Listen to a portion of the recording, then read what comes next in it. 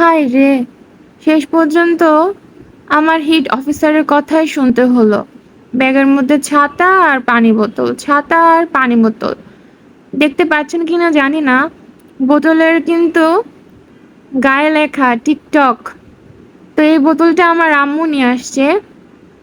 তা আম্মু যে এটা কোত্থেকে খুঁজে পেলো, এটা আম্মুই জানে। আমি আবার চিন্তা করলাম, টুপি যদি নেই, টুপি মাথায় দিলে তো ভেতরে চুল ঘামে ভিজে একদম শেষ হয়ে যাবে।